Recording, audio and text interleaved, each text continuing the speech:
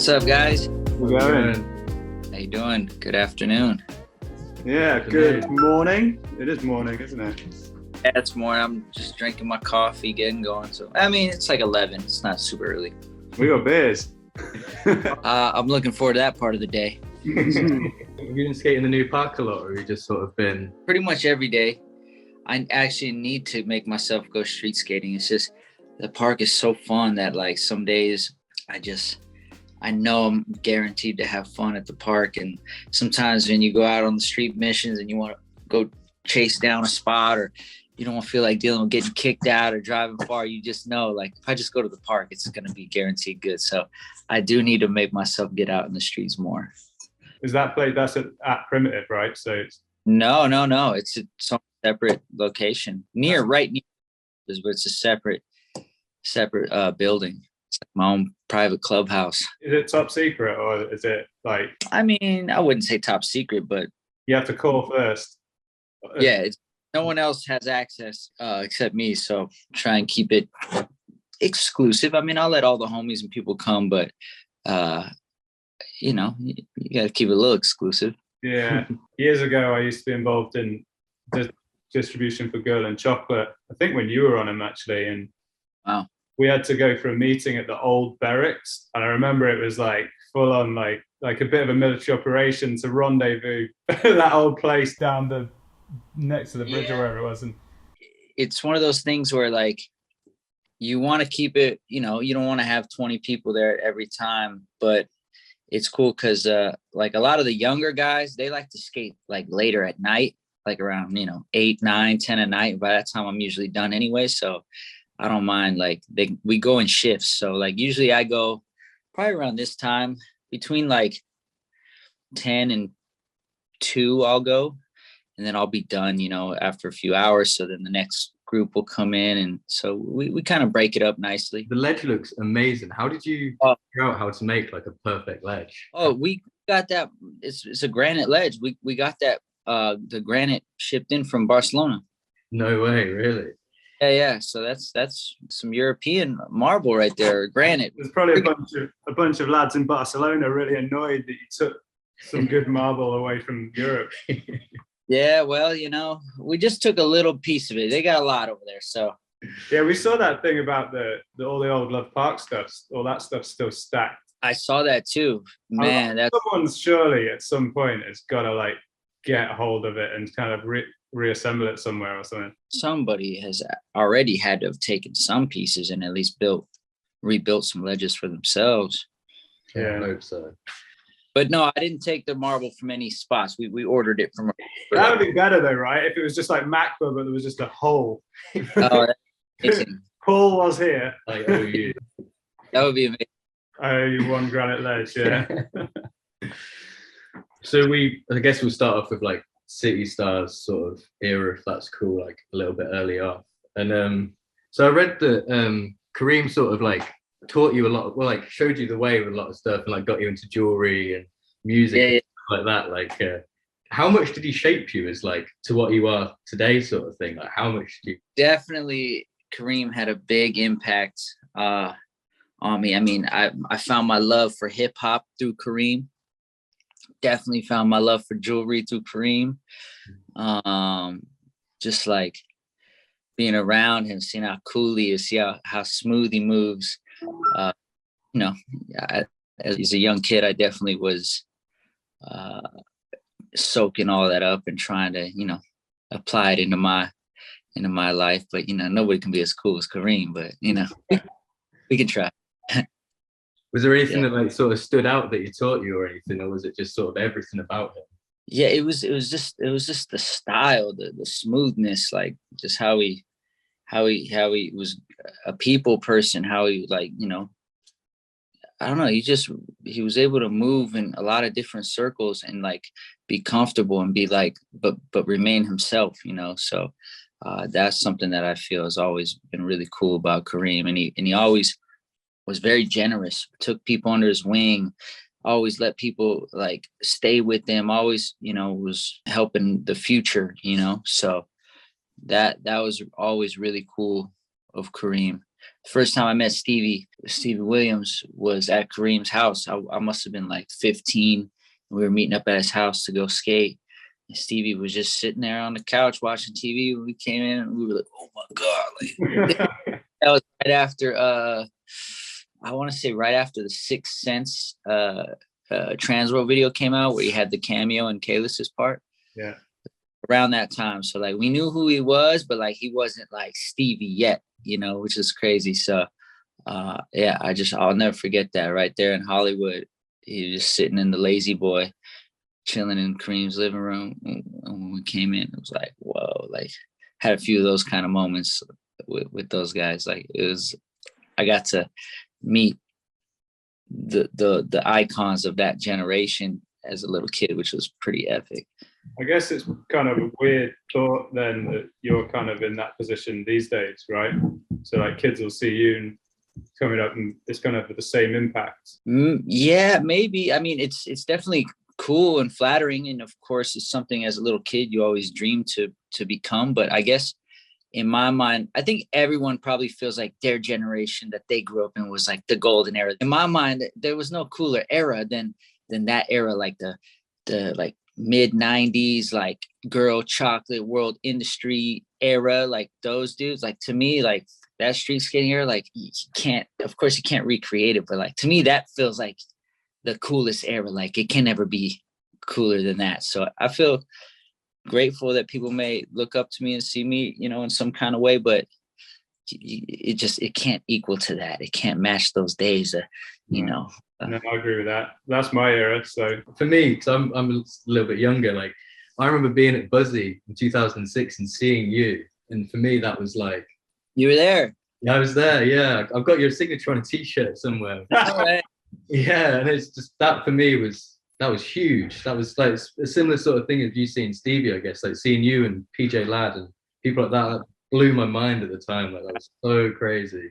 Thank you, man. Yeah, I mean, obviously everyone who grows up in their era, that snapshot in their mind to them is so special and so nostalgic. Did you watch the Jonah Hill film? I did, yeah, of course. They did like a premiere in our city, and I've never had the feeling of that era be rekindled like that movie. I couldn't actually believe it did really well. It was weird. Yeah, I thought it was a perfect blend of like proper filmmaking mixed with proper representation of skateboarding and capturing the era. Like, you know, obviously skate movies have been made, but it's like it's really hard to not like make it corny if you're not careful. And then like made movies, right? But then we're not necessarily filmmakers, you know, and Jonah Hill's like a real filmmaker. So like that perfect combination made it just really I don't know. Yeah, like part of me sometimes I was watching it like, you know, you had so many emotions coming up, like a little lump in your throat, or your eyes start watching like, wow, like me, I was that kid. Oh my God. Like there's the moment in the movie where he's in the skate store and they make a real point of accentuating the sounds of gripping the board. Yeah. And that kind of click and clack and the noise of the grip. And I was just like, it took me back to like being like a young kid stood there in the skate shop watching them grip my board. It's like amazing how much emotion it evoked. Yeah, but to really capture like that feeling you have when you're a kid, like how everything feels so magical, like everything, like it's walking through the shop and seeing every board, looking at every company, every graphic, and you had no judgment of like, this is cool, this is lame, it was just like you were a blank canvas and you were just a kid just like absorbing everything, and it was just cool, like looking through the old CCS catalogs and just looking at everything, even chains. You were like, wow, I want that keychain. Or like, so your street cinema part obviously had the Jackson 5 song, obviously alluding to like the whole Guy Mariano thing and everything. Who do you reckon you would put that song to nowadays, or have you got anyone that you'd think could have that song for a... Just touching on that was another Kareem move. Like I didn't understand at that time. I mean, I had seen Blind Video Days and I know about Guy, and I was a fan of Guy. You know, I didn't realize the compliment he was giving me by doing that. I was actually a little bit upset because I was like, Guy already used that song. You can't reuse a song. Like you can't do that. You can't reuse it. And as I grew older, I understood what he was trying to do and say. So thank you to Cream for that. Who would I do it nowadays? But there's so many young skaters, but the name that pops up in my mind is Kionuski right now. Like his style, the way he dresses, the way, like being around him, the way he skates spots, the way he attacks streets, and him being 15, 16 years old, being that young, Kionuski is the name that's popping up in my mind right now. So back in the day as well. So I was reading a Transworld interview with you from 2003, I think, and it said, you said, sorry, that you were skating with Spanky and Brian Herman a lot back in those days. And obviously Spanky was on City Stars as well, but do you skate both guys at all now anymore? I bump into Spanky because he lives just out here in like Hollywood, LA area. So I bump into him sometimes. Herman, I don't see hardly often because he lives probably about 2 hours away. I don't see him very much. Occasionally, yeah, I'll bump into him, but love those guys. That bond that we always had is always there. We grew up skating together since very, very young. Special times. I can't believe all this time has gone by and we're all grown ass old men now. It is crazy. So it's like one of those things, I suppose, like you can be apart for a few years and then as soon as you're back together, it's like your kids all over again. Just yeah, exactly. Right back on. Who do you skate with nowadays? Like who is like your crew at the moment that you're skating with? It kind of varies, but like having the skate park now really makes my crew very kind of like a nice mix. I skate been skating, Wade DeSarmo's in town right now for a few months. I've been skating a lot with Wade. Skate a lot with Malto whenever he's in town. Whenever he's in town or he's not golfing, I skate with Malto. Been skating with Mike Mo. He's been coming through. He's been getting a little flack round. So that's kind of good to see him moving about. Skate with a lot of the guys, Trent and Carlos a lot. Trey Williams. Manny Santiago. Burberry Airy comes through sometimes. It's just cool because like having the skate park, it feels cool because like a lot of different groups of people will come through. Like Cater will come through with his little friends. Sonny will come through with his friends. And then you'll have like different groups of skaters come through that you wouldn't necessarily think kick it like that. So it's pretty awesome to see. I like that the skate park's kind of bringing people together and like, yeah, bringing just all kind of different people together. The other day, Steve-O came through. That was pretty fun. Yeah, that's my main crew though is like the first names I said. So, but now having the skate park, a lot more different people are hitting me up. And so I like being around a lot of different people. I'm trying to get Day One to come through, but he's pretty reclusive. Where is he at? He's I can never remember the area where he lives, but he doesn't tend to leave. Or something like that, South Bay kind of area. Yeah, South Bay. But he's pretty reclusive. I told him he can go skate all by himself if he wants. I'll just open it up for him. He can just have a private session. Him and Rodney doing. Yeah, he's hard work. I used to work for Podium, and we did this whole European tour, and we literally had to like bribe him to get on a plane to come out.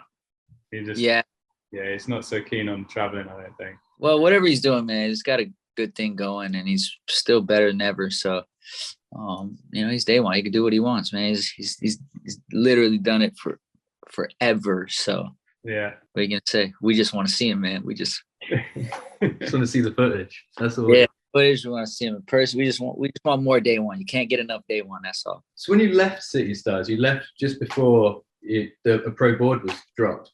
I think, what I've heard. So what made you have to leave at that point, sort of thing? At that time, I didn't realize how pivotal of a point in my career that would be, but yet I kind of did. It was weird, being that young. I was, when I left City Stars, I was 16, 17. I just like, it's weird how like when you're that young, you're naive, but yet you also kind of know what you're doing. I don't know. In hindsight, I don't know. That doesn't make sense. But so I left at that point because it's my biggest dream ever to become a professional skateboarder. And I always dreamed of like being pro for like the coolest, best companies. And I loved it. City Stars, the team, the era, the group we had, the energy we had. So amazing. Those are probably the best memories I have in my skate career. But I did notice on the back end of things, on the business side of things, even though I didn't have any business experience or running, but it just felt like it wasn't being conducted properly. Like, I don't know there wasn't any like shadiness going on. It just didn't feel like where I was dreaming and hoping to be in my career and the brands that I wanted to align with. It didn't feel like it was being built to go in that direction. It felt like it was like hanging on by a thread. You sort of hit the glass ceiling sort of thing, and it was time for the next stage. So. Yeah.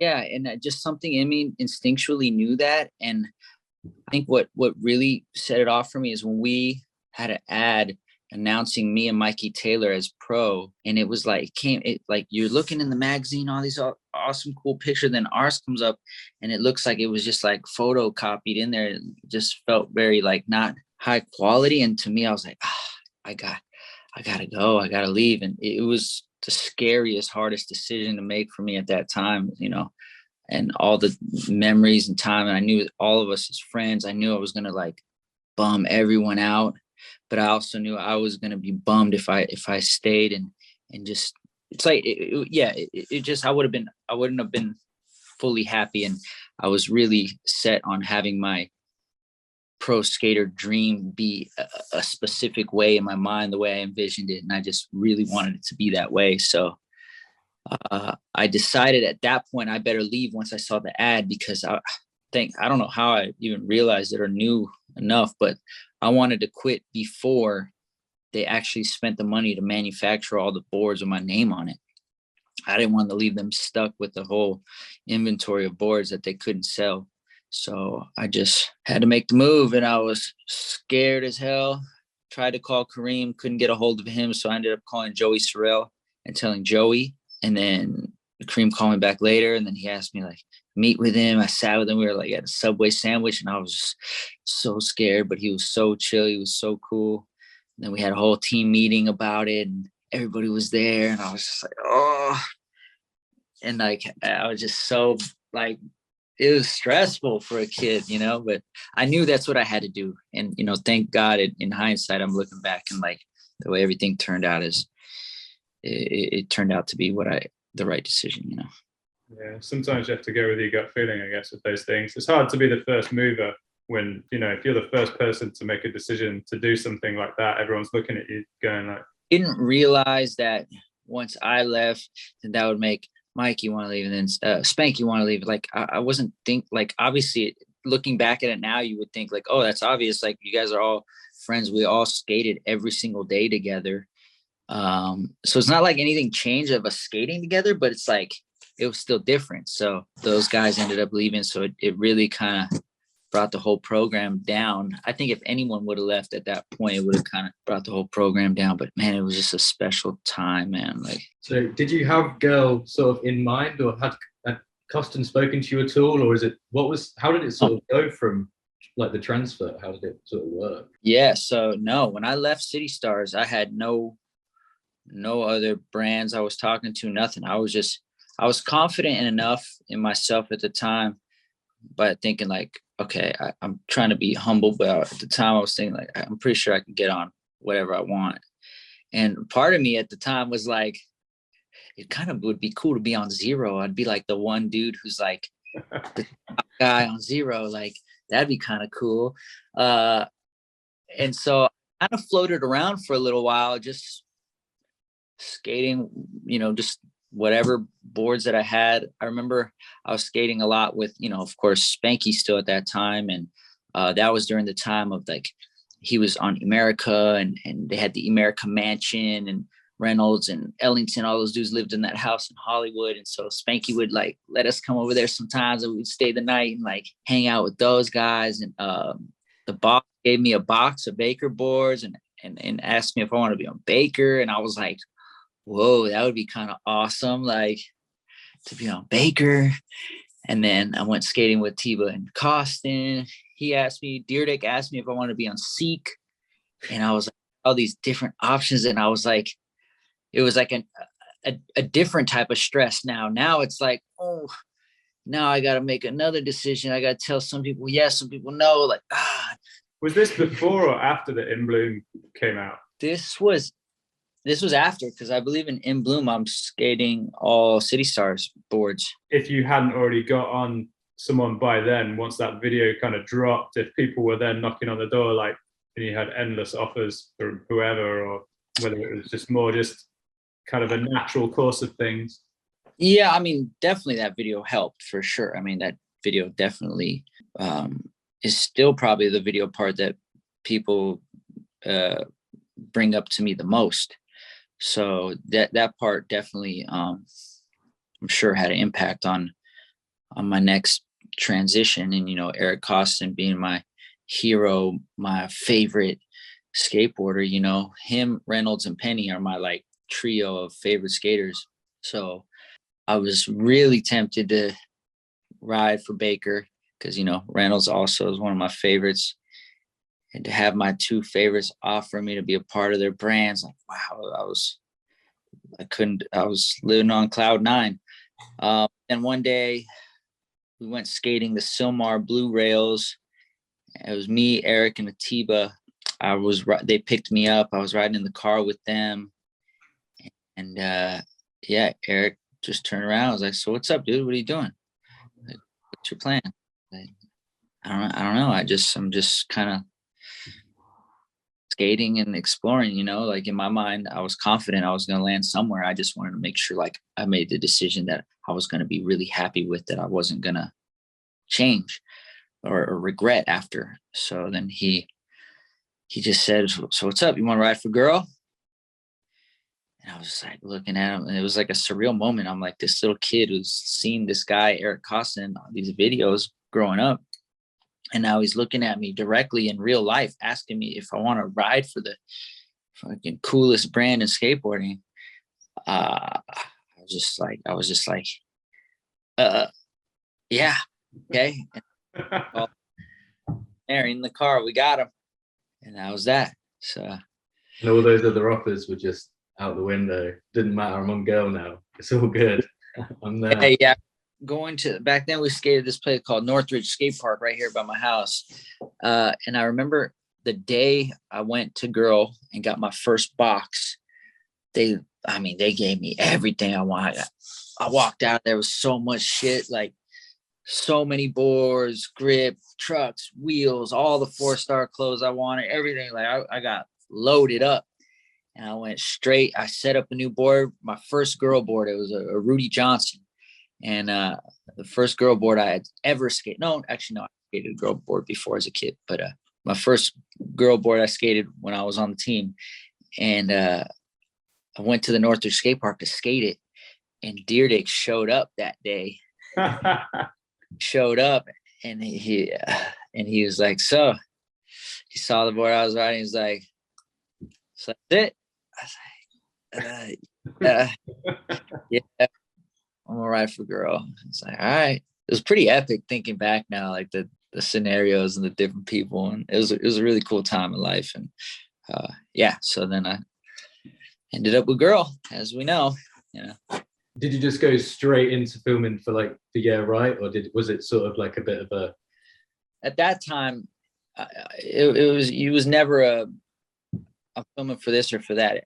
We never stopped filming. You know what I mean? It was always, you're just filming always, always, always. You know, 17 years old, young and energetic, and I have this amazing group of friends who we all ended up becoming well-known professionals and having cool careers. But at the time, you know, we didn't know that at the time. That was our dream at the time. So like, you're with a group of very ambitious, hungry kids. Every day we're filming. Every night we're lighting spots up. So the footage was just coming in like water, like it was flowing. So if you notice in Yeah Right, I'm still skating City Star boards and some footage. Like I think not in my opening line. No, that was a Kenny Anderson chocolate board. But either way, I was skating some City Star boards in Yeah Right, because I still had some footage, and then you would see it was a mix of both. So it was during the transition. So sick. So not to skip over Girl, but like leaving it and everything, how did that feel, leaving Girl? And again, another, hate leaving companies, man. It's literally like breaking up with your girlfriend. It's rough, you know. I wasn't looking to leave, girl. I was perfectly happy. I was literally living my dream. I had every single sponsor that Costin had. At that time, we had every sponsor the same. 4-Star, S, Girl, Richta, Royal. I think that's pretty much it. But like we had every sponsor he had, I had. I was on everything with Costin. I was like, oh my God, what the cost on everything? This is crazy. And then one day I get a phone call from Danny Way. And you know, he was in the hospital too. He called me from the hospital. He had just had some surgery, you know, he's always getting surgery on some. And he was just like, he's talks very serious and stern, and you can hear his voice, and he's very manly. And I was just like, hello? Yeah, is this Paul? Yeah. Hey, what's up? This is Danny Way. Oh, what's up, man? How you doing? You know, like, I'm chilling. I'm just in the hospital right now getting the surgery. I forget what surgery it was, probably ankle or knee or something. He was like, yeah, we're looking to bring back Plan B. And we would love to have you part of the team. Right now, we've got Brian Gallant, PJ Ladd, me and Colin, all on board. And you're the last guy. We don't want to start this brand without all 5 of us. So literally, if you don't say yes, I mean, or if he was saying that as part of like trying to get me to get into it, you know, like to become a part of it, like. I don't know if that was like facts, like, okay, we're not doing it if we don't get Paul, but maybe it was just to like coax me into it. Fuck, man. Like, I'm on Girl. I'd only been on Girl 2 years. And, you know, Danny Way, another legend, like calling me directly. And like, you know, he's very intimidating. And, just asking me, and he was like telling me about what they're going to do, that all 5 of us were going to get ownership in the brand. And I was like, okay, well, that's cool. Cause like at that time I was already thinking about like, you know, setting myself up for the future beyond skateboarding. And I was trying to make sure that I was smart about that. And he called me and I was like, all right, well, let me think about it. And he gave me that day. He called me the next day.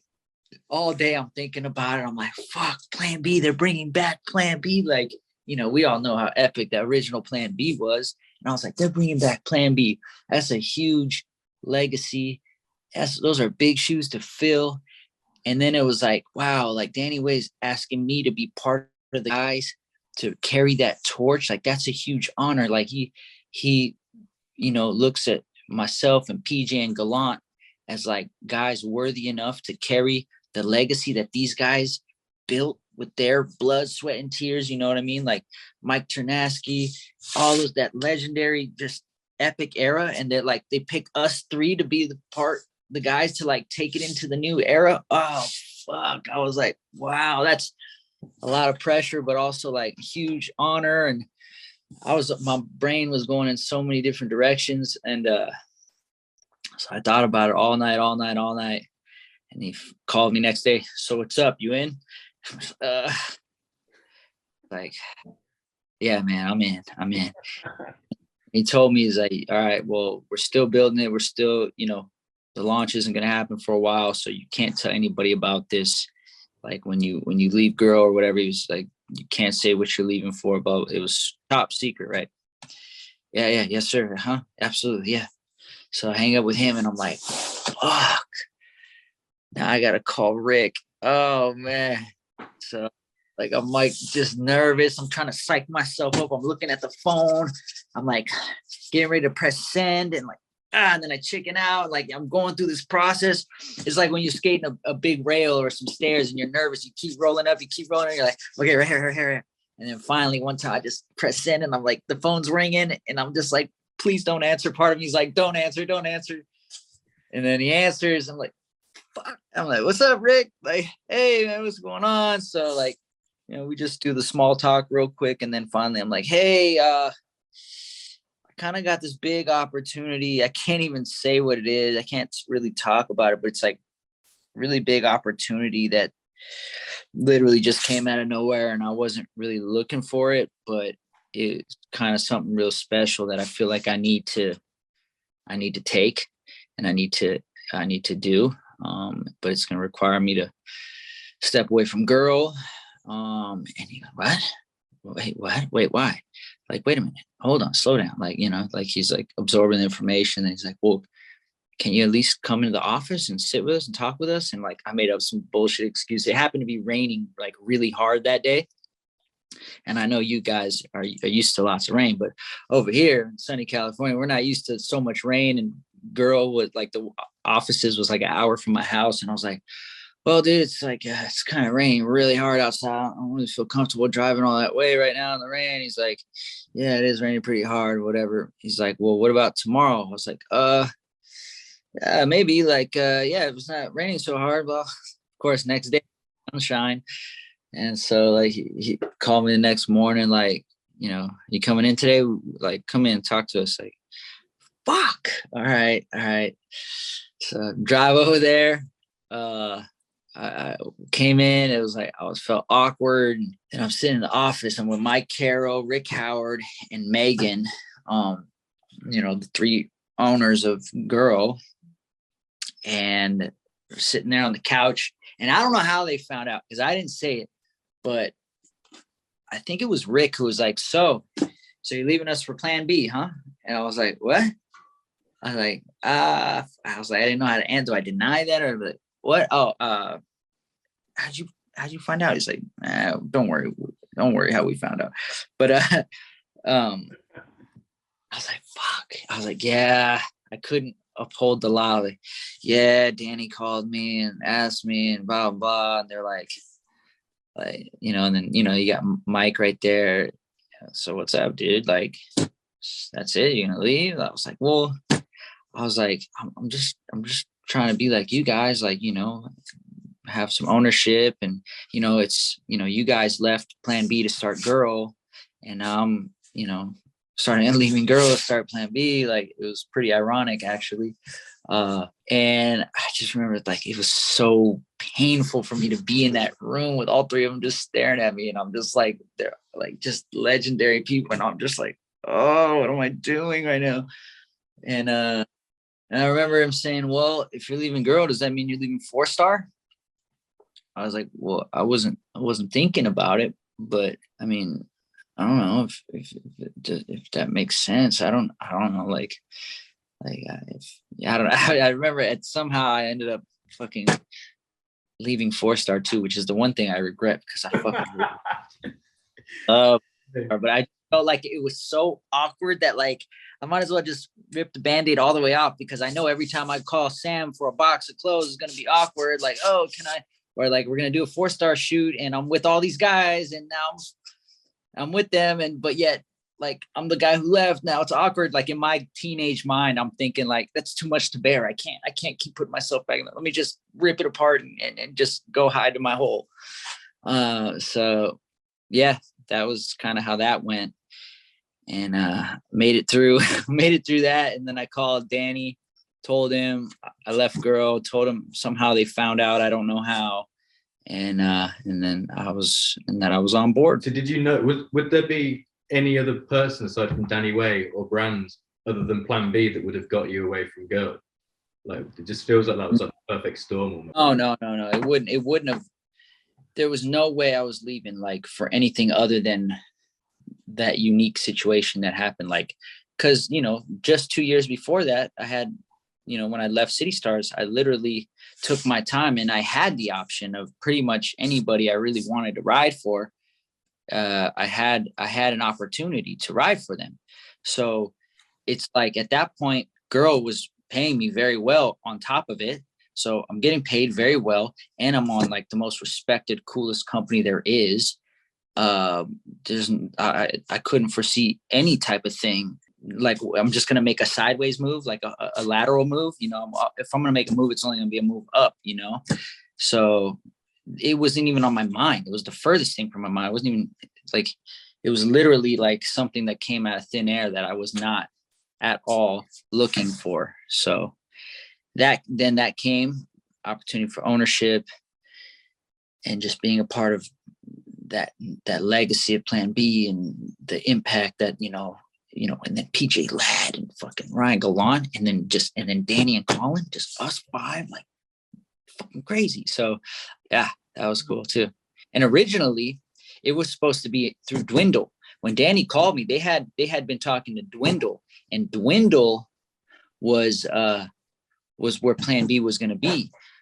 But ironically, actually, I just forgot about this, and I remember now. At the time, I was riding for FKD bearings and silver trucks over there at Syndrome Distribution, and that time Jason Maxwell was trying to talk to me about starting my own brand through Syndrome. Like, you can build the team, you have anything you want. And I just, at that time, I didn't want to think about all this. I just wanted to skate. I didn't want to have all that stuff on my mind about choosing a team and approving shit and grab. I'm a teenager, bro. I barely can return your phone call. Like, I'm not ready for this. I just want to skate. And so he was offering me that. And I would tell him, like, dude, I don't think I'm ready for it. And I don't know if I can, have a whole brand. Like, I don't know if I'm that guy who can like start a whole brand off of him. You know what I mean? Like, I don't think, and now looking back on it, I still don't think I was at that level yet. It was premature to do that. And once Jason Maxwell heard about my move from Girl to go help start Plan B, he called me and said, hey, how about that offer I was offering you for your own brand? You do Plan B with us. And I was like, I'll talk to Danny. I'll put you in contact with Danny. So I called Danny. I told Danny, like, hey, these guys had been already actually trying to do something with me, but I wasn't ready. But, they'd love to talk to you and at least put their name in the hat as far as bringing Plan B aboard. So he talked to Danny and Colin. They felt like that would work out. And so that's when Plan B came to Syndrome instead of going with Dwindle. And so they did all that. Boom, boom, boom. Next thing you know, it kind of worked out. Maxwell was happy because he got me over there at Syndrome, but he also had Plan B. He not only got me, he got fucking Danny Wade, Colin McKay, PG Ladd, Ryan Gallant, and Plan B. So it was even better than if him and I just started fucking, P-Rod Skateboards together. It was better just to like, boom, we brought them even bigger to the table. So yeah, and that's when that happened. So that was a long story short, or short story. It's interesting. So it didn't feel like a risk or anything going to Plan B and it being Plan B take two sort of thing. It was, you knew it was going to be. Yeah, man. Like at the time, it definitely didn't feel like a risk. And now looking back on it, I mean, it didn't, I still feel the same way, but obviously anyone in their right mind would think like, you're fucking leaving Girl. Nobody leaves Girl. Why would you leave Girl? I definitely knew that it was like, I guess, unprecedented to leave Girl. And like, but if you were ever going to leave Girl, like the legacy that Plan B had left was so epic that it's like, okay, well, I guess no one saw that coming, but I guess if anyone was going to leave Girl, that would be why. It makes sense. So yeah, it didn't feel like a risk. And, I think maybe at that time, I was 20 years old at that time, 19, 20. I just had so much confidence in myself and in my desire, in my abilities and in my vision for myself that I just felt it's weird when you're that young, you go off intuition. You don't even necessarily go off of like logic. You just go off of feeling, which I think is the best thing. As you get older, you start thinking yourself out of situations instead of like going with your guidance system, internal guidance system, but so I had enough confidence in myself that it was going to work out. I had obviously confidence, PJ and Ryan Gallant. Like I was like, well, if us together, that's going to be crazy. And then you got Danny and Colin being the fucking legendary, pillars. It's like, I was like, dude, how is this going to not be good? How is this going to fail? They're like two pretty massive decisions, like personally to make. You know, you're thinking about your career going forward, but you're also thinking about your friends and stuff like that. And you made those decisions, and you didn't like discuss it with anyone. You had to make both those choices yourself, or did you actually like? With Girl to Plan B, I probably discussed it with Nigel, my friend Nigel. He was my roommate, best friend, everything. He's the guy who when I first started skating, first guy I met had a car that could drive. He had the VX 1000. So like he's 4 years older than me. So he's the guy I would always talk to. And he's the guy who even like taught me about skateboarding as far as like how style goes, or like who are the guys to watch, who are the guys to study. He was my OG, I guess. So Nigel was the guy I would talk to about, like, even when I left City Stars to Girl, he was the guy I spoke to it about, like, oh, but dude, guess what happened? He'd be like, what? No way. They asked you to ride for Girl. You'd be crazy if you don't do that. His reactions were always like, we're always excited. Dude, we were both guys who just dreamed and loved skateboarding so much that like, this shit is actually really happening. These people are actually calling you directly, like asking you, like, you're fucking crazy if you don't do that, is basically what he'd tell me. Like when I left City Girl, and then when I left Girl to Plan B, same thing. Like, actually, I don't know if it was the same thing. I don't think he was so like, wow, you got to do that. But I think he understood, like, whoa, that's crazy. Danny Way called, like, he was living with me at the time. So like I told him directly after that conversation, like, dude, guess what just happened? So definitely I would discuss it with him. But at the end of the day, yeah, that was it.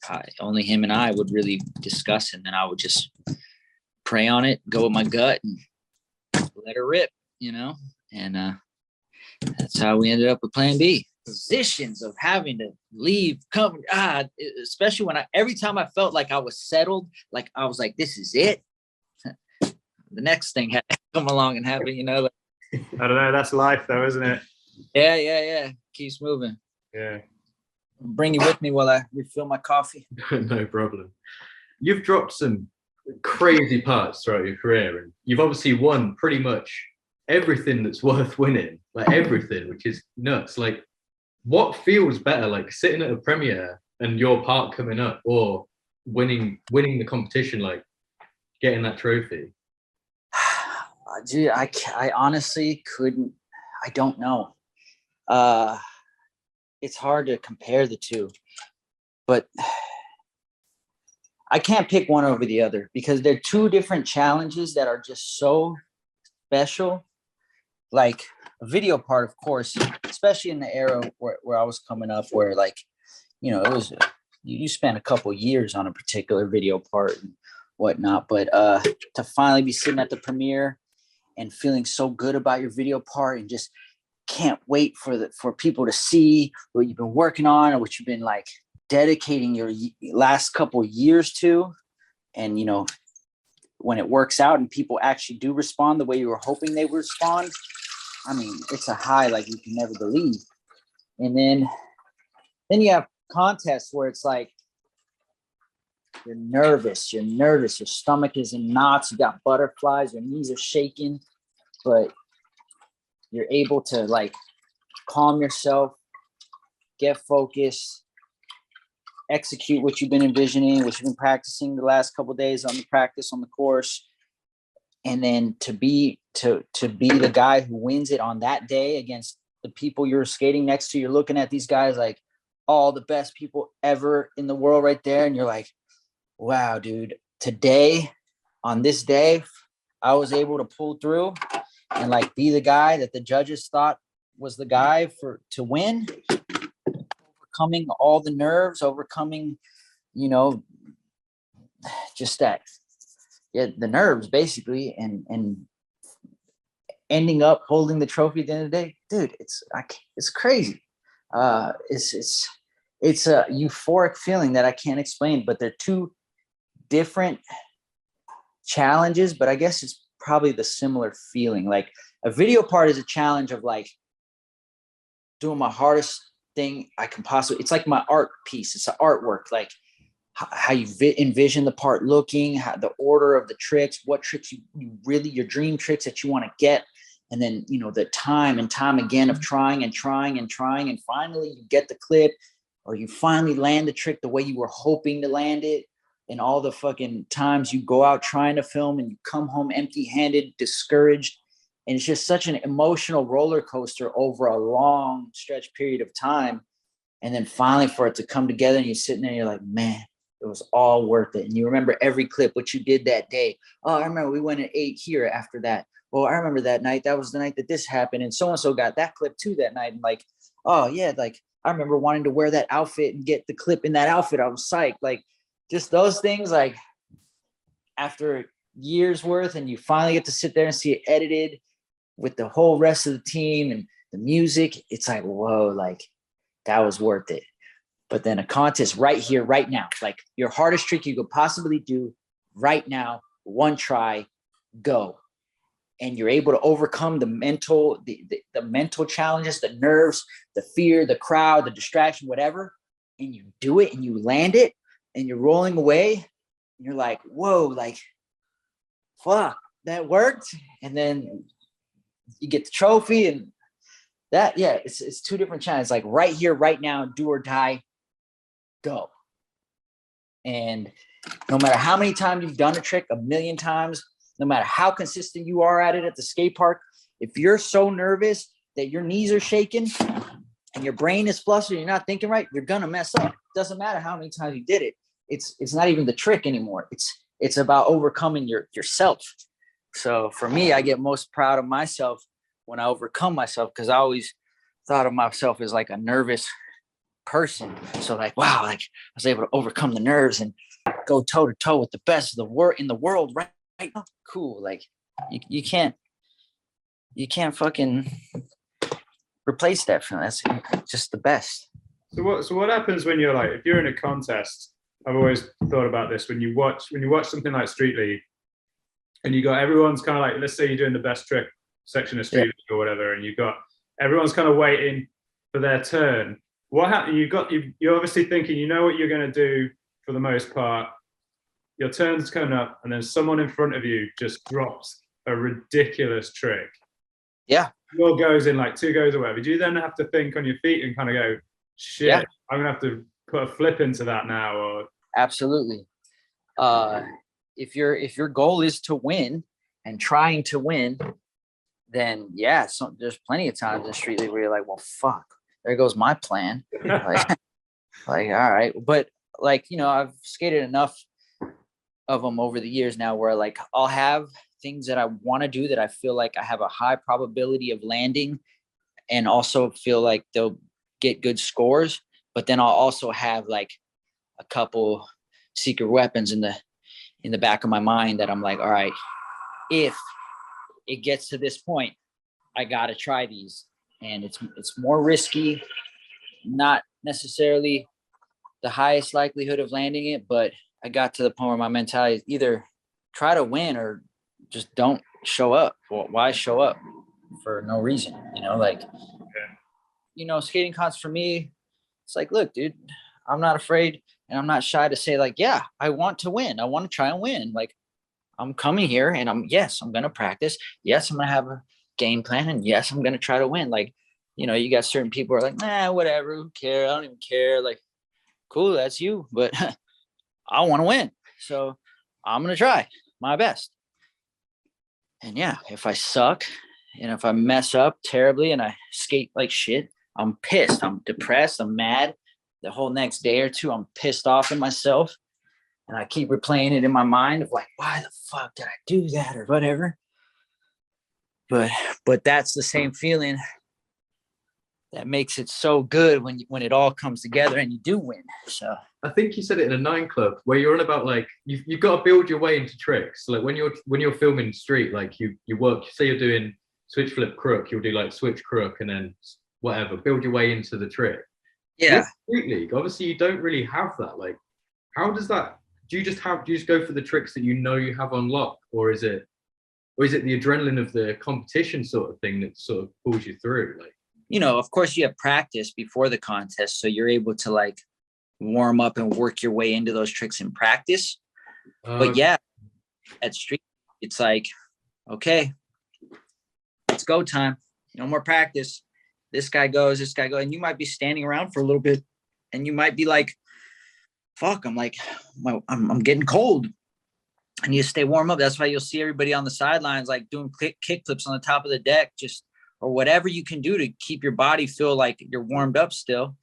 And then it's your turn. And then all of a sudden the adrenaline hits and you go for it, that is one thing why I have so much respect for Nigel, because I see him do it over and over again, where he'll just skate practice and he'll work on a variety of tricks, but you can never know what he's actually going to do in the contest. Like I'll see him and like he'll work on a bunch of shit. He'll do a bunch of tricks. He'll kind of work on a line and he'll do some single tricks, and it looks like he's just kind of having a session. And then when the contest comes on, and he'll start off, he'll do a trick. You're like, oh, I see him do that one in practice, but then somebody might land something, and then it kind of puts a little pressure on him, and he'll just do something that you for sure know he didn't try in practice. He did not try that in practice, but he'll fucking do it.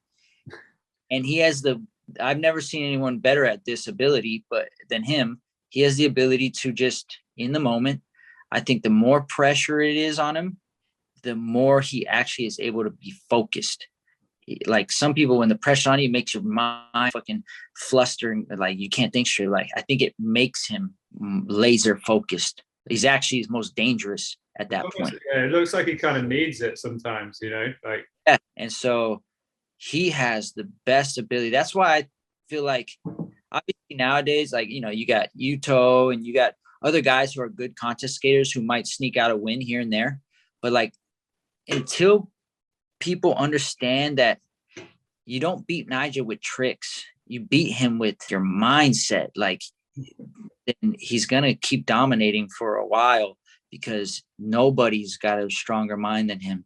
And nobody, like, he will die right there. Like, he doesn't care. Like, you see his video, probably you see what he does, but like in the moment, like, no, I'm willing to die right now. So if you're willing to out danger me, I don't think any, like, you got like gnarly skaters too. You got Jamie Foy, you got all these dudes, but like Nigel will die right here in front of the crowd, like, or win, one or the other. So unless you're willing to do that, it's going to be really hard. You better hope he just misses or messes up, because he will do what he has to do under the circumstances. So that is why I have the most respect for him, because like you can practice your trick a zillion times over and over again, like, oh, I'm ready. But dude, in the moment, you haven't practiced your fucking am I ready to die skills right now. And when he goes skating, even the shit he posts on Instagram, every single day, he puts himself in the most dangerous situations possible. So he's just immune to it. It's just every day for him. So going to a contest with nerves, with a big rail at a contest, with perfect run up and perfect landing, that's nothing, because he'll skate a bigger rail than that in the streets with a big crack in front of it and shitty run up and shitty landing. It's just like, it's a walk in the park for the guy. So there's some skaters that seem to have 9 lives with regards to that sort of stuff, right? They just don't. Yeah. They just seem to bounce and then don't fall awkward, or I don't know. Just get away with it. Yeah, just get away with it the whole time. My theory is it's like it's a skill. It's a skill. I don't like how I was saying before. The more pressure, the more dangerous the situation, the better focus he is. Like, he doesn't panic. No matter what the situation, he doesn't panic. Like, if it requires a big rail, like, and you go for rail, you can't kind of commit. You have to all the way commit. You have to all the way be on top, committed. Like, there is no like, I'm just going to test it out when you're skating a 20 stair rail, because testing it out is how you get hurt, And so like his ability is like, the more dangerous it is, the more he knows how committed he needs to be. That's my theory. That's just from observation and certain skaters.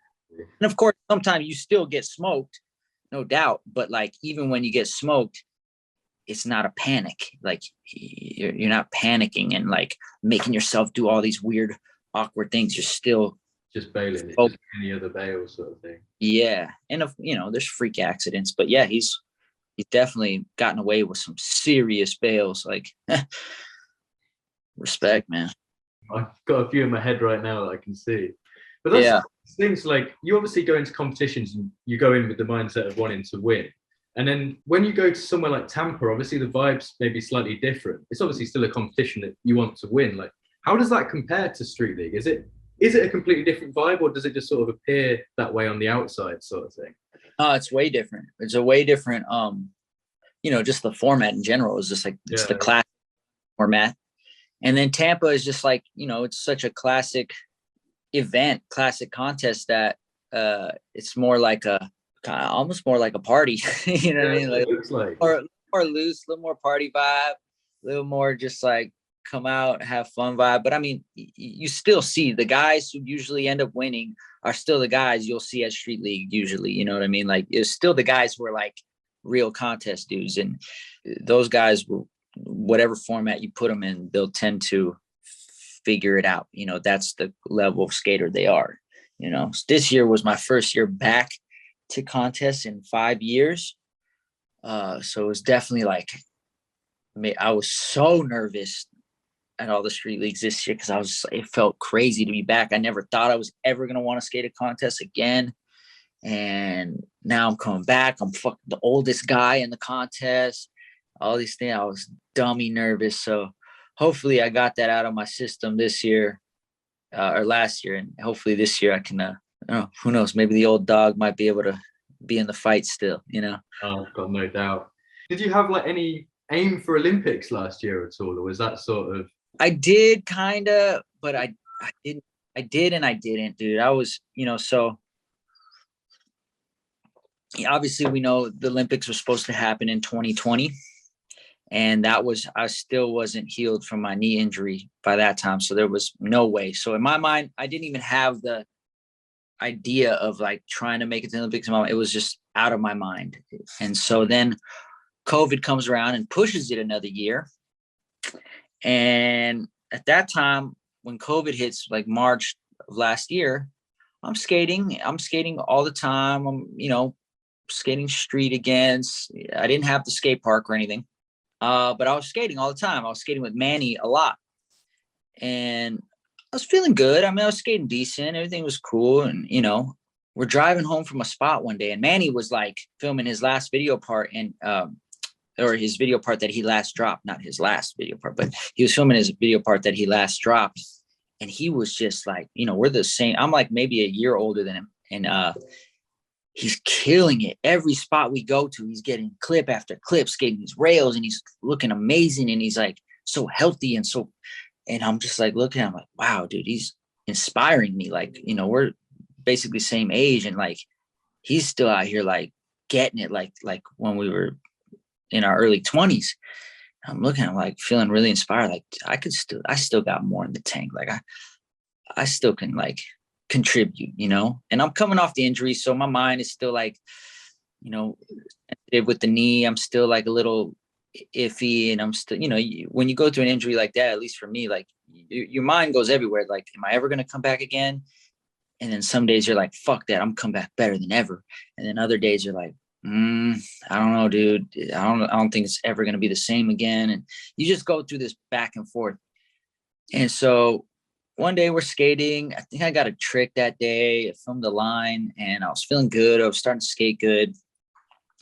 And we're driving in the car and Manny was just like, so what's up? Are you going to go for the Olympics? I was like, nah. He's like, why? And I was thinking about it and I didn't really have an answer for him why. I was just like, I don't know. He's like, dude, you should go. It's the first Olympics ever. Like, it would be weird if you didn't go. And I was like, huh, interesting. Like, And then part of me was like, but can I even still compete like that? Am I willing to compete like that? Do I want to? And I thought about it that whole night. I couldn't sleep. I was thinking about it all night. And so the next day I told him, you know what, Manny, fuck it. I'm going to give it a shot. And I have this weird thing where like, I'll be super into something, then it'll fade out. And then I'll get super into it and then it'll fade out. And also at that time, I went through a breakup. I was in a 7-year relationship. I broke up with my girlfriend, and I felt so happy to be free. And I was kind of partying.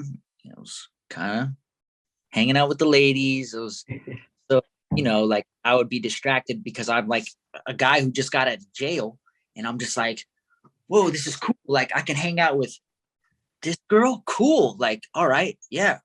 Have some drinks. Sure. Okay. Next day, I'm a little foggy headed, not exactly, Fully up to par. Go out and skating, but I'm not feeling my best because I was, doing what I was doing the night before. And so I was like half-ass serious. Like, I knew in my heart, like I could, and I wanted to, like I could still offer more in skateboarding. And I want to, but then the other part of me was like, dude, you just got out of a 7-year relationship. Like, dude, you need to like live your life a bit too. Like you got this career, you've been blessed in your career and everything. Like it's okay to also take some time and like enjoy your personal life too. And I wasn't like, don't get me wrong, I wasn't like a fucking madman out there with 20 chicks a night, but I mean, I was still girl, I was going here, I was doing that. I was like, anybody offered me a chance, like, hey, we're going out to this thing, you want to come? Yes, I do. Hey, over to this bar, you want to go? Absolutely. Like, I'm a man, like I don't have to check in with nobody. I don't have to explain myself. No, of course I took advantage of it. So that definitely didn't allow me to be fully like serious about like, I'm going to really do this. So once I realized like, yes, it would be a nice idea to go to the Olympics. Yes, it would be cool. But then the other part of me was like, but Paul, be real with yourself, man. You're not like that as serious as you need to be if that's what you really want to do. So at some point during like middle of summer, I kind of realized like, you know what? Nah, I'm actually not that into that idea. Did you put more time into the P-Rod part sort of thing? You filmed a few clips, sorry, and then it all just sort of snowballed into a part. Exactly. That happy accident.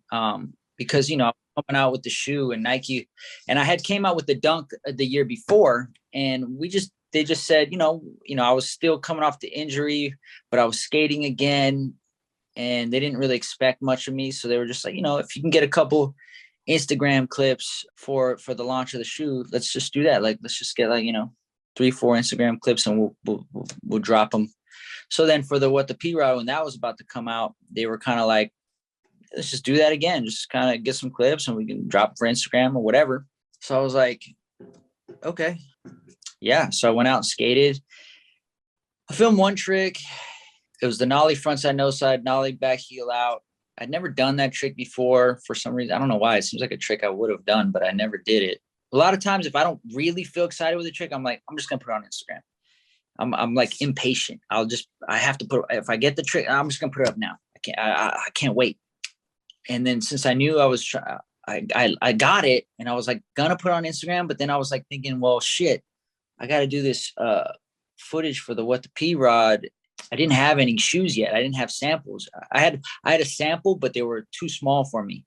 And so I called Nike like, hey man, like when can I get samples so I can go out and try and film these clips?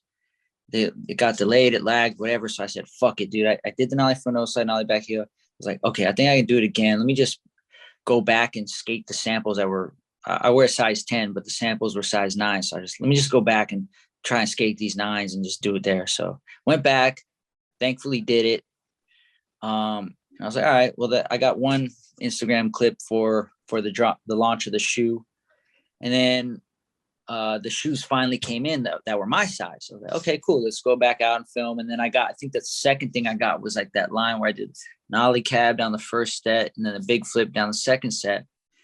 And I was like, for me, like there were tricks that I wasn't excited about. I wasn't like, fuck yeah, I got a clip today. It was more like, it was Instagram shit in my mind. Like, yeah, I'd put that on Instagram, a nice little something, little 2-piece or whatever. And then I think I got the line where I did the half cab heel flip nose side, nollie heel out line on the green ledges. And I was at that line. I was like, oh, I was hyped on that line. And I actually did that quickly. And I was like, wow, okay. I felt good about that line. I was like, wow, I got 2 lines in a single now. Cool. And then I forget the order of, I had tried the switchback big spin before all that as well. that was one clip that I was like, that's an actual clip that I want to have. But I tried that before I had the shoes as well one time, and it didn't get it because it was like, that was my first time jumping big stairs with my niece. So I was like nervous, like how is it going to take it? So I was like pussyfoot, and I wasn't letting myself like really admit to it.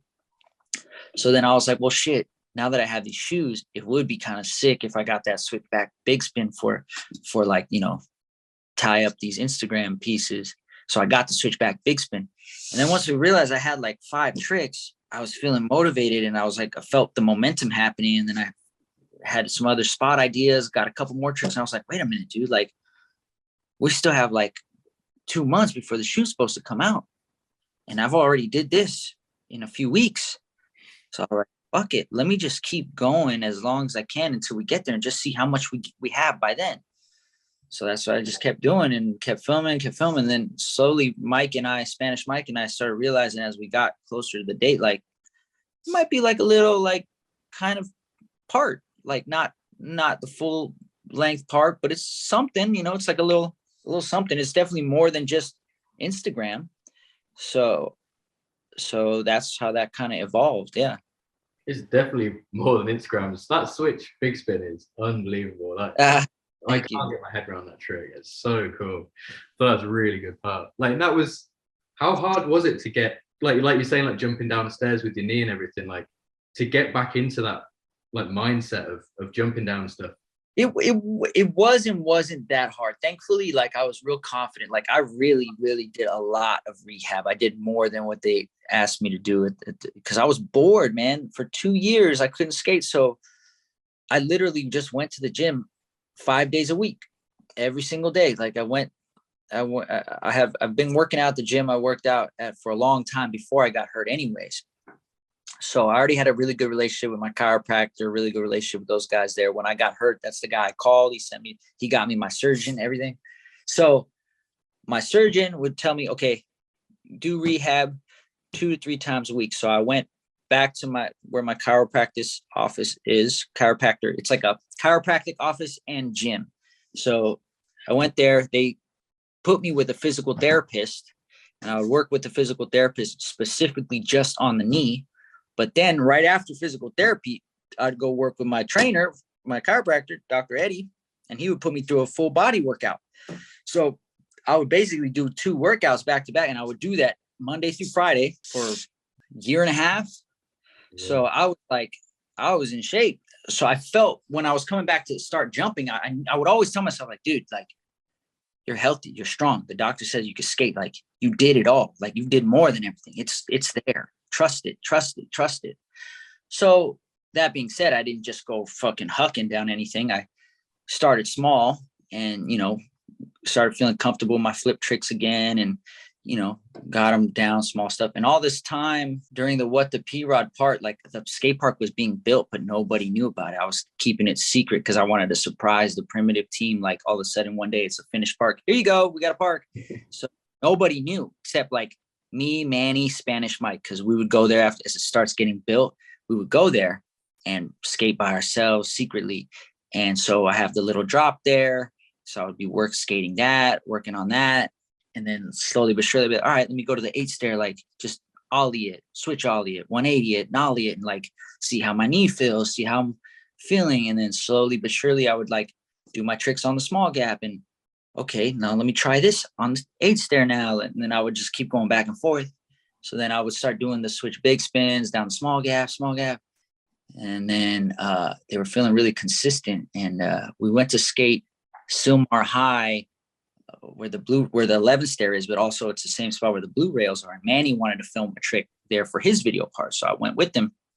Of course, that was like my old stomping ground. I grew up skating there. That's my OG spot. So I always, every time I go there, I like skate around the whole school, and I kind of just go through memory lane and remember like, oh, I remember that day or this, whatever. So I went to the stairs, my old stairs, my old buddies, you know, I'm looking at them like kind of cool, man. Like, I wonder if I can, like, they look good still.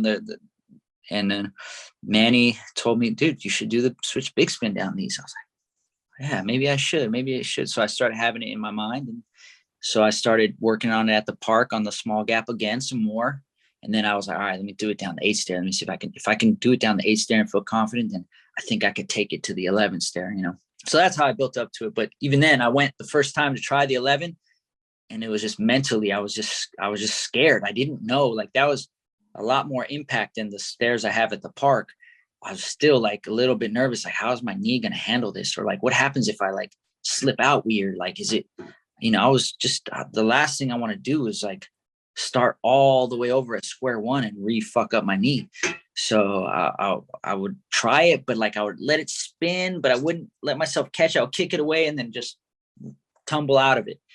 And so I did that for a while, and I was just like, guys, dude, mentally, I'm not getting over this mental hurdle right now. So then I think I went back 3 times, and I knew every time if I had just committed, I could have done it in a handful of tries, but it was like a mental hurdle of like, just not trusting. Like, what if you do commit all the way and it's the wrong one to commit to and something happens? So I had to work through that barrier. But once I landed the switch big spin, that really got me back to like, okay, my knee was fine. It handled. I came back 3 times, hucked my carcass down the stairs a bunch of times.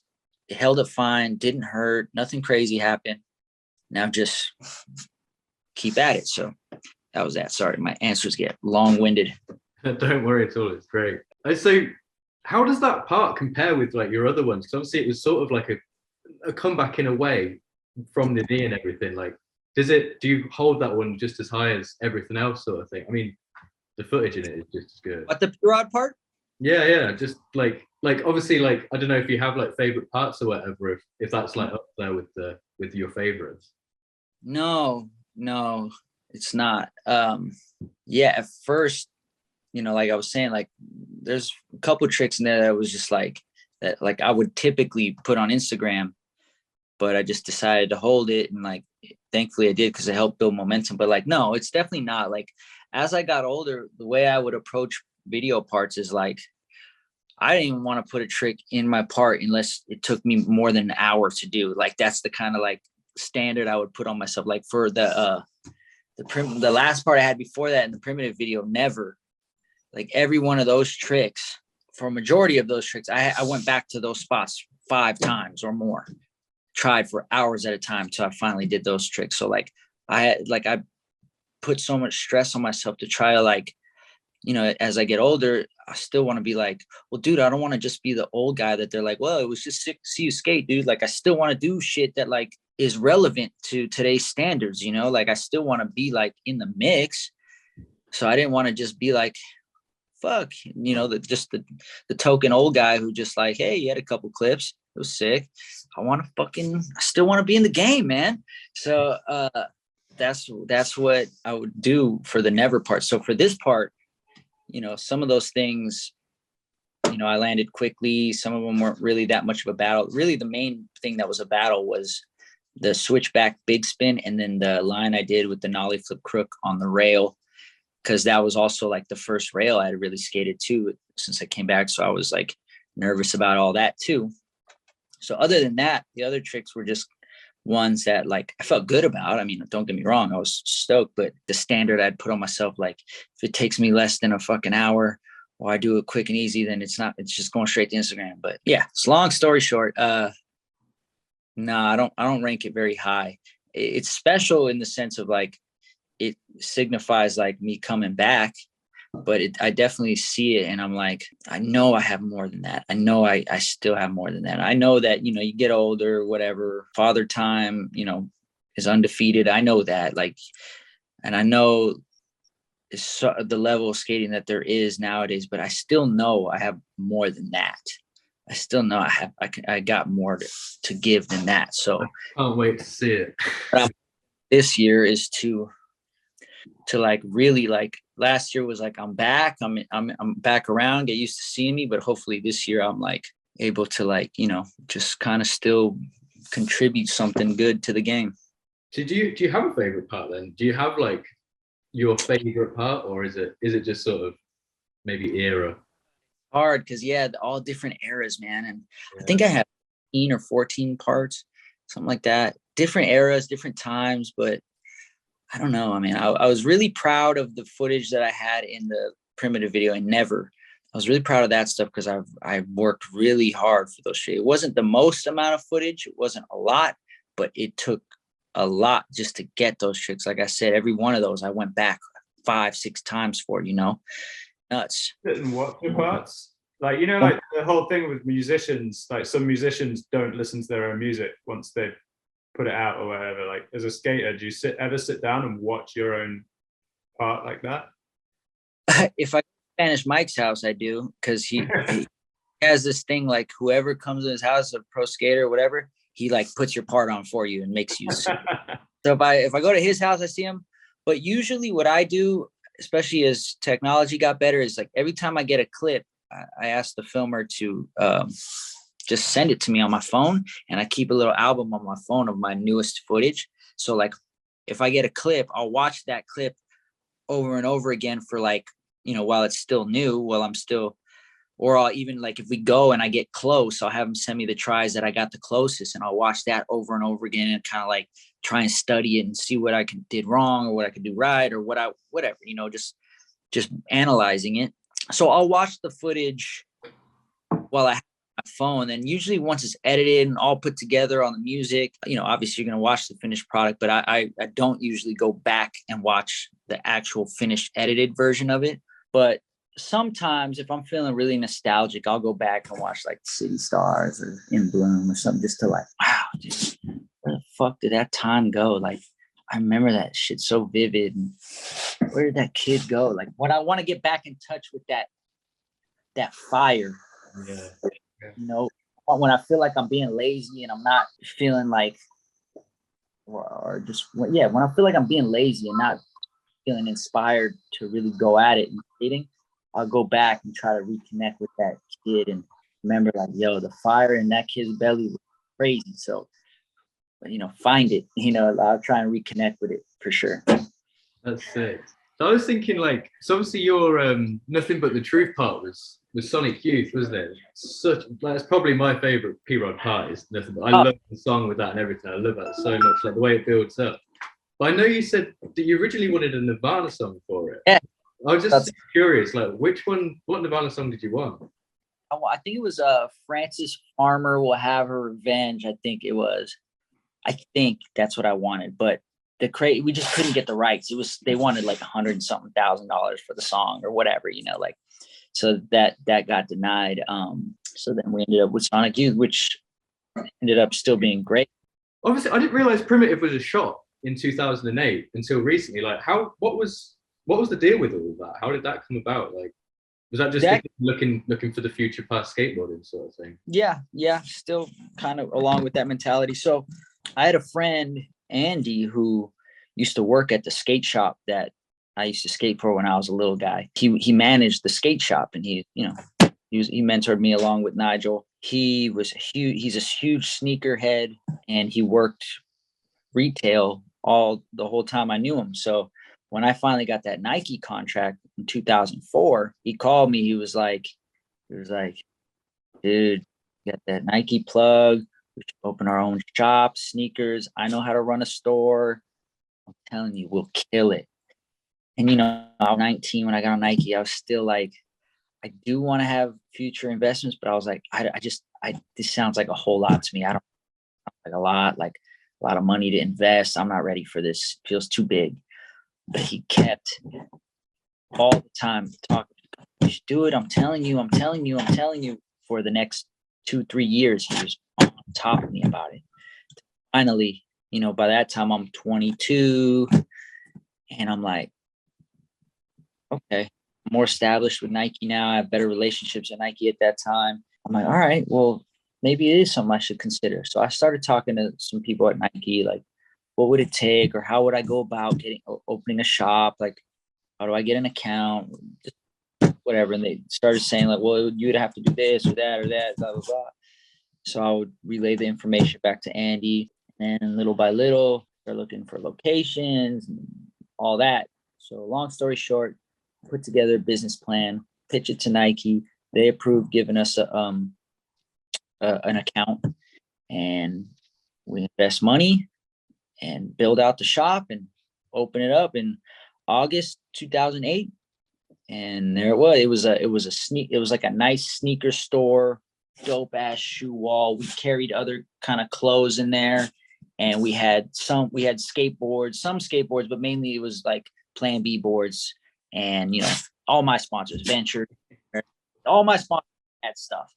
So it was like not a full blown skate shop per se, but it had everything. You can go in there and get a full complete and all that, but it was mainly like sneaker shop. So was there a point at which you knew it was going to be a brand? Was there a point where you guys just went, we're above being a shop now, we need to just go in that direction? Or was it just, again, was it like a natural?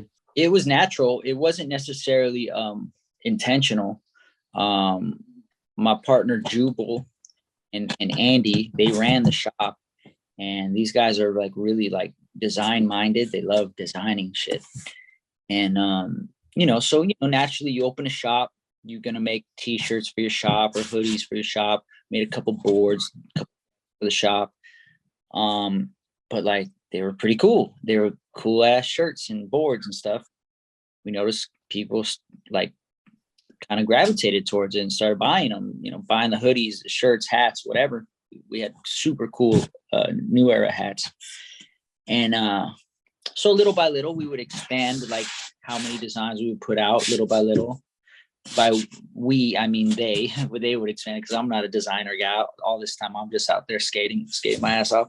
And little by little, you would notice more and more people gravitating towards buying the primitive shirts and the shop shirts and hats and decks. And little by little, other shops, I don't know how that happened, but other stores started asking if they can carry our shirts, like other little skate shops or little stores. And little by little, we'd get an account here, an account there, it all happened. Then after a while, we get Zoomies hits us up about wanting to do for them a small test run in like, I think it was like 10, 15 stores, but for us, that's huge, So we end up doing a test run with them. It goes really well. It sells well in their shops. And then they want to place a bigger order, we want to put you in like 50 stores now. And slowly and surely it grew. So that's when we realized, like, well, shit, now we're playing with the big boys and the big leagues. And that's when it kind of like, we still had the store, but it was like, oh, we have a full blown brand. So at that point, we actually got a little warehouse with, a couple warehouse workers, pack up boxes and ship them out, more graphic designers, like a little accounting department, like just the basic necessities you need. So grew from there. And then one of these turning points again in my career is you're reaching a point where you're going to make another decision. Yeah.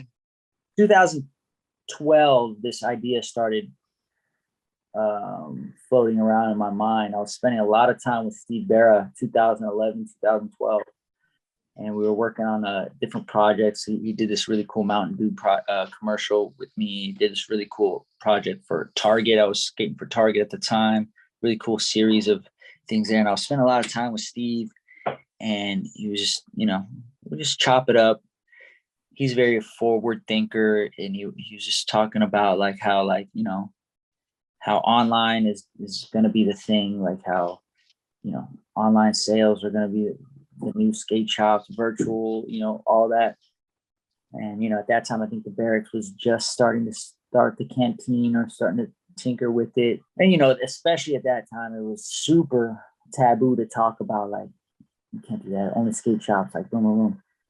But I always knew, like, as much as I want to still be 7 years old watching Power Rangers and drinking Kool-Aid, it doesn't stay that way. You know what I mean? Like, life changes. It just keeps going. You can't stop it. The only thing you can do is learn how to adapt to it. So he's telling me, like, yeah, man, like, think about it. You sell a board online, you don't have to sell it wholesale, and you sell it directly to your customer.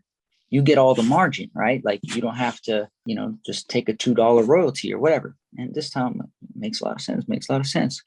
So I was thinking originally I was just going to make pro model boards, sell them on my website. And then if some skate shops wanted them, I would get them to the shops, but mainly just sell them direct to consumer. And at the time, I was trying to get Mikey Taylor to do it. I was trying to get Chris Cole to do it. I'm like, guys, I have this business plan. Like, we should do this. Like, let's do this. Like, we could actually like earn off of our own pro skateboards now. And everybody was really nervous, and they're like, so what are you going to do? Just make P-Rod skateboards? I'm like, no. It's not going to have a name. It's just, I'm going to just design a graphic, and it's just going to be a signature board that I'm just going to drop a certain amount every couple months, 100, 200, whatever the number is, come up with a cool graphic, release it. And when they're gone, they're gone. And then a couple months later, I'll drop another one, and it'll just be a Rodriguez Pro model board. They're like, so I don't get it. What's the name of it? I was like, there's no name. It's just a signature board. It's just a pro model board. I'm just releasing a pro model board. Yeah, but that means it's just P-Rod Skateboards. No, it's just a Paul Rodriguez pro model by no brand. Like, no. I'm not making, like, what, you're going to put a team together and everyone's going to ride for P-Rod boards? No. You design a graphic you want, release it. Chris Cole signature board, not Chris Cole skateboards, just a Chris Cole signature board. What was the brand? Nothing. Just like, so I would get so frustrated talking to them. They're like, you have to have a name. You can't not have a name. You have to have a name. It's like, why do you have to have a name? Our names are our name. Like Mikey Taylor, Chris Cole, me, like in skateboarding, like our names are well known enough. Like if you have fans that want to ride your signature board, they're gonna want to buy it, right? Like they're gonna want your board. Oh, and they're gotta name it something. I'm like, all right, guys, you know what? I'm just gonna fucking go for it. Fuck it. I'm gonna be the guinea pig and I'm gonna try it out. At the time, that's my mentality, right? Like, I wasn't even thinking about primitive. So I was just really gassed on this idea that like Steve had like opened my mind up to. And I was like, I want to just try it out. But obviously I'm with Plan B, and I was happy with Plan B. Everything was cool again. But I realized, like, dude, I'm 28 at the time. I'm like, I want to take like more responsibility and ownership of myself in skateboarding. I want to have more ownership. And I'm a huge Jay-Z fan. I look at everything Jay-Z does. He owns everything. He's a part. He is. I was like, that's the boss move right there. It's like you're your own boss. You own yourself. All right. So it was just my little baby attempt at trying that, and so I was in Germany actually at a street league. It was like the Street League X Games Germany, and I hadn't quit Plan B yet, and painting the bottom of my boards, and I went to this hardware store, bought a few different colors, white, black, and I bought gold. And I spray painted it white and black, and I noticed that the paint would just be real sticky and wouldn't fully dry and kind of bubbly. It would, like when you want to do like tail slides or something, it'd be real sticky. It wasn't good.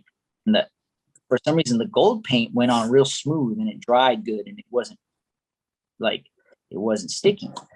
And I was like, wow, it actually looks pretty sick. I thought it was going to be like a little too much. And so I started spray painting my boards gold, just by myself, just messing around with it, because I was like trying to inspire myself to call Colin and tell him I'm leaving. Another one of those moments, And so we go to Germany for the Street League X Games 2003. We're in Munich.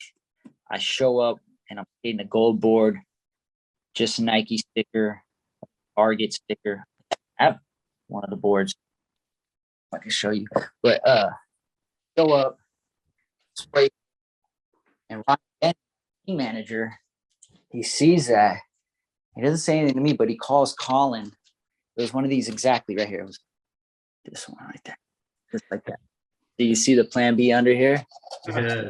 Gold paint. And I had a sticker just like that. So I had a sticker up just like that. And Ryan Denman, who has been my good friend since the City Stars days, he was on City Stars. And he sees me riding this board, no Plan B stickers. He's like, something's up, dude. Something's up. So he calls Colin. Colin's back in the States, and then Colin out while I'm out there, he calls me later that day. Hey, so what's going on? Denman said, you're riding a spray painted board. I was like, oh yeah, I just, gold paint. I liked it, looked cool, like whatever. I was just trying. He's like, yeah. I mean, all good. I don't care, but like, I don't know, you want to throw a Plan B sticker on there? And I was like, at this point, I was like, dude, already on the phone with him, just pull the fucking Band-Aid off. So I'm calling. I'm meaning to call you, dude. Like, I'm gonna leave. I have this idea that I really want to try it on my own and see if it works. I talked to him for 2 hours. Colin is a smooth motherfucker, man. And he almost had me pulled back in, but then I remembered, like, dude, if you get pulled back in, you're gonna want to just leave. Like, so I like mustered up the courage to like stand my ground. But I'm not sorry, Colin. That's it. It's done. Right then and there in Germany, the night before the contest. I go downstairs to the lobby. Mikey's down there. Chris Cole down there. All the gangs down there. My partner in Primitive right now, Heath, he's down there. I tell him, guys, I just quit Plan B right now. Like, just finished right now. What? So anyway, I skate the contest, whatever. Come home. This is like months before we even put out any gold boards. So come home, me and Heath are talking about it. I was like trying to come up with graphics, like trying to put this whole thing together, launch the boards, whatever. And Heath is very patient, and I'm very not patient. And Heath is like, no, we got to do it right. We got to make it a plan. And so finally one day I'm like, Heath, oh no, here's what happened. We went to Bareback, the wood manufacturer, and they saw that I was spray painting boards, and I was just buying boards from them in the meantime to skate blank boards.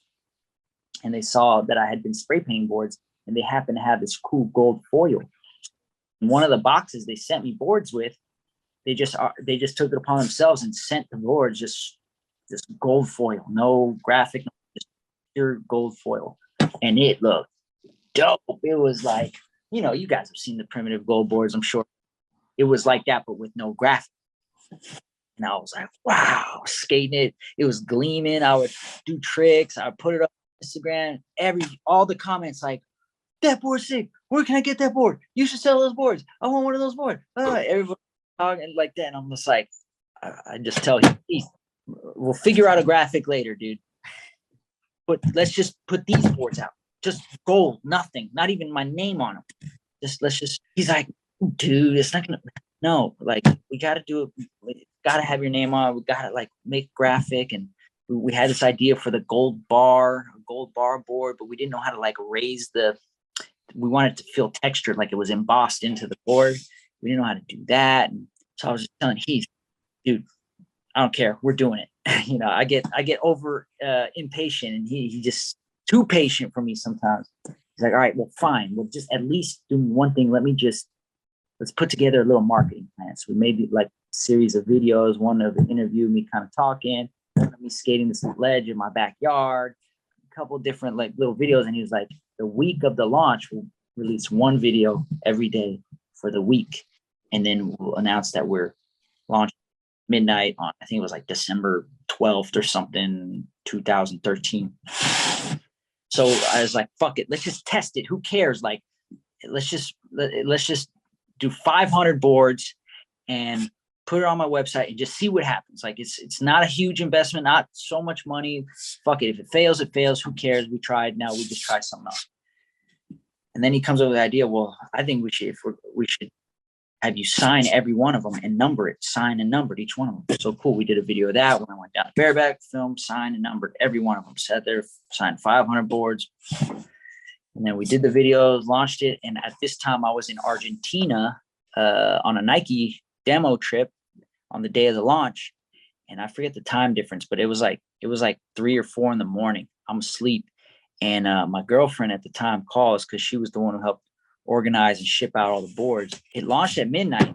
I got a call. It's like, I think it was like 4 in the morning at Argentina. I got a call like 4:05 in the morning.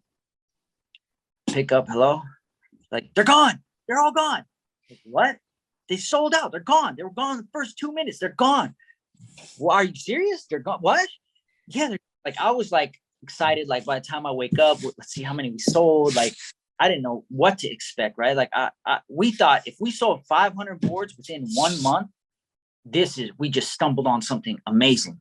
They were gone in 2 minutes, all 500 gone. The system, whatever happened with the computer system, we actually sold 560. We oversold, but we only had 500 boards. So we had to go back to 60 people and refund their money and something like, sorry, like, I don't know what happened. The system oversold boards, but we only had 500. So then we packed them up in my living room down there, shipped them out, boom, boom, boom. Went great. And that moment, I was like, fuck, I think I'm onto something. Like this could work.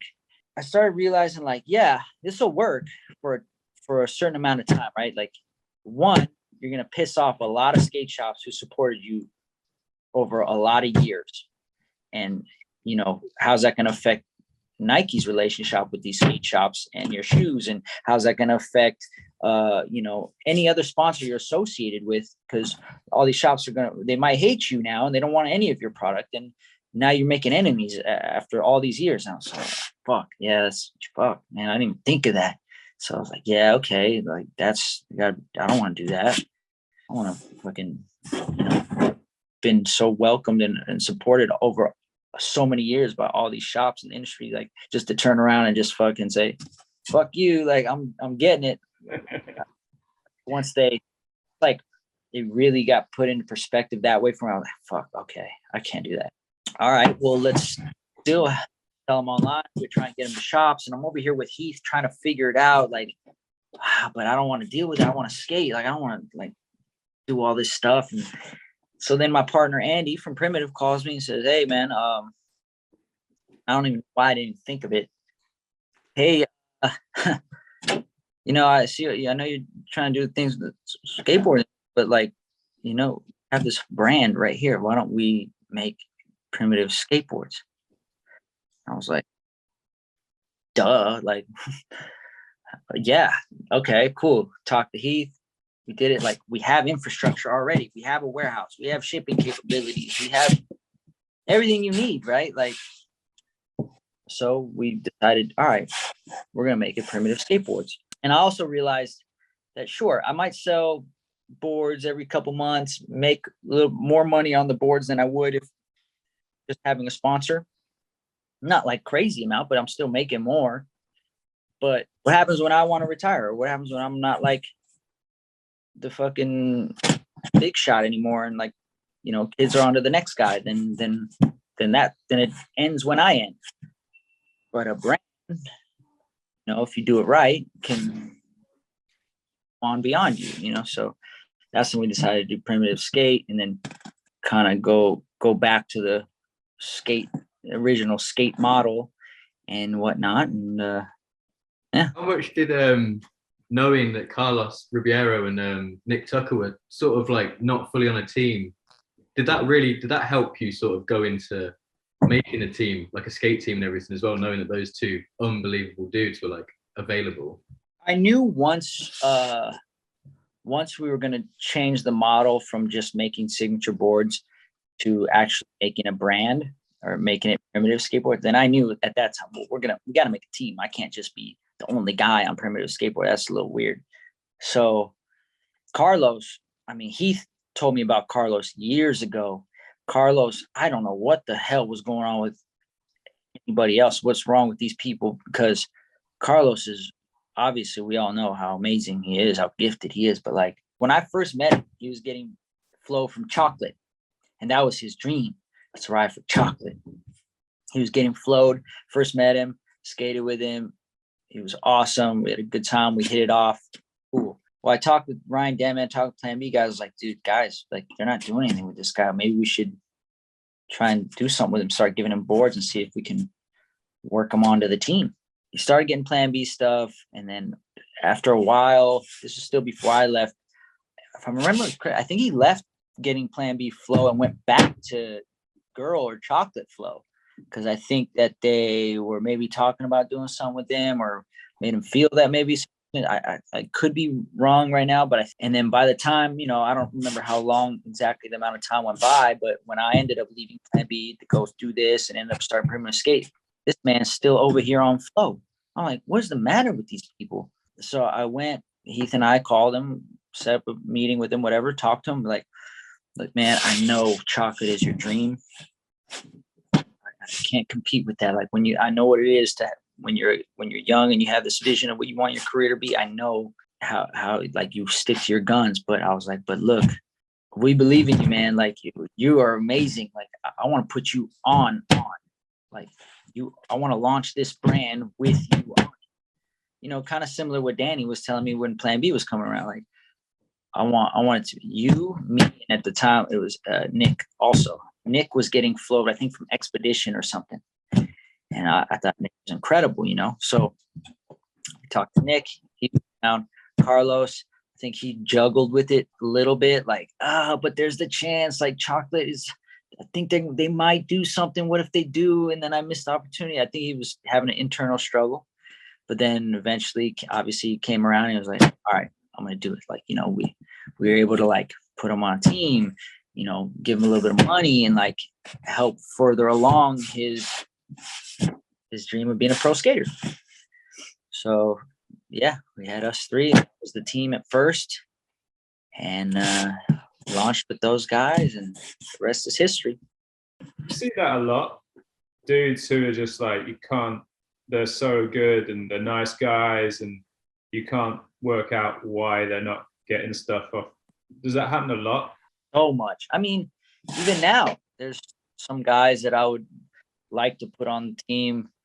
We have to have internal discussions about, but you see it so much with any brand and in skateboarding in general. You're like, how the hell is this guy not like a superstar? Like, but I always compare skateboarding to music, where it's like for instance, one of my favorite rappers is Jadakiss, right? And like obviously this year he got some big shine after he did the verses, but like in my mind, I always wondered like, how the fuck is Jadakiss now one of the biggest rappers out there, like with huge hits and stuff? Like, I don't know, for whatever reason, I don't know, marketability or what, or you know, just what the fans gravitate to didn't happen, you know. That's kind of how it is with skateboarding. It's like you can skate with a million guys who are amazing, incredible, and you just can't figure out why don't the fans see this? Why doesn't the public see it this way either? You can't pinpoint it, you know. And I guess that's the way it is, and it sucks, but it's like that's not actually something any one person can control. It's literally up to the people. Like it's skateboarding. The reason I have a career, the reason other pro skateboarders who are living off of their dream off skateboarding is because the fans, like the fans gravitate towards them.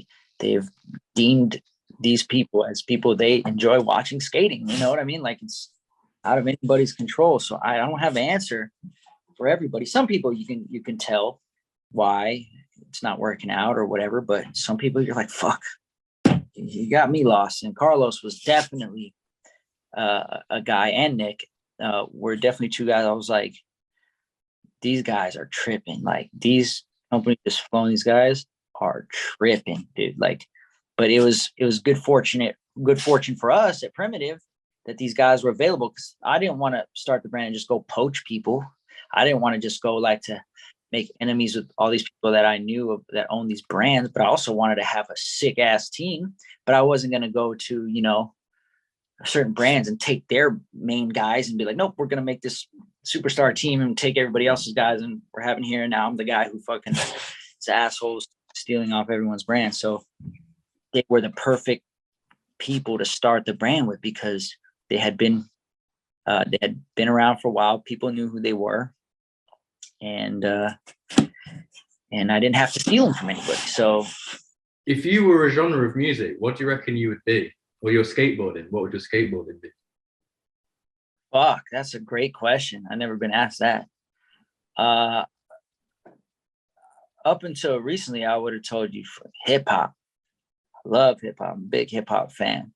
But then even more recently, I've kind of been really like back into my rock phase, back into my like, I don't know, sometimes I even listen to just classical music, like some Bach or Beethoven and shit like that when I'm driving the car. It's so peaceful and nice to listen to. And I don't know, man. I think probably from what from my body of work up till now, probably I think hip hop genre probably suits me the best in the sense of like, you know, like I'm more of what you might think of as like perhaps a technical skater, and like, you know, not necessarily like dangerous skater. So like, you know, the rhyming and the wordplay, how people put shit together technically and stuff like that, maybe like that kind of matches with my skating. And plus, you know, the way I dress and the influence I've had, and you know, you can tell it's very hip hop inspired.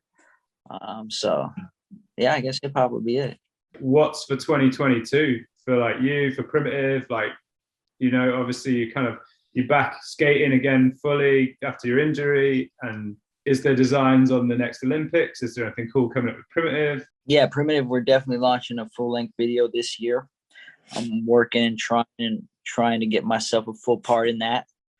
So that's what I'm really focused on right now. I want to continue going back to contests, of course, this year. Be somewhat competitive in them this day and age still. So that's fun challenge that I'm looking forward to. And I mean, we just have so many cool collabs and launches and drops that's coming with Primitive. Cool riders that we're gonna announce. That's pretty much my focus, is keeping it simple, man. Filming this part and trying to go to these skate contests and not look like the oldest guy there. Well, just God willing, I just want to stay healthy. I have a extreme amount of motivation at the moment, extreme amount of like burning right now, and I want to go with that as long as possible. And however long God allows my body to be able to do it and be healthy is what I want to do, man. I want to finish strong, and I want to feel like I still have some gas in the tank, and that I can contribute to skateboarding in a relevant way still, not just to be like, you don't want to fade out, right? Yeah, I want to still be like, wow, like, nah, he still can really like skate and hold his own, not just, wow, it was nice. Like he had a fucking 360 clip in the video. It was cool. He had like 1 or 2 clips. Like it was cool to just see. Like, no, I want to still be able to like, you know, maybe surprise some people. I don't know. Yeah, I like the sound of that. Yeah, thank you so much for giving us a lot of your time. Yeah. Really appreciate it. No problem. Yeah, Well, really appreciate it. Of course, my pleasure. Well, I thank you guys for the time, and I hope you guys have a great rest of your day or evening. Enjoy the beers. Yeah. Thank you very much. Have a great skate. All right, y'all. Have a good one. All right. Thanks, Stay Paul. well.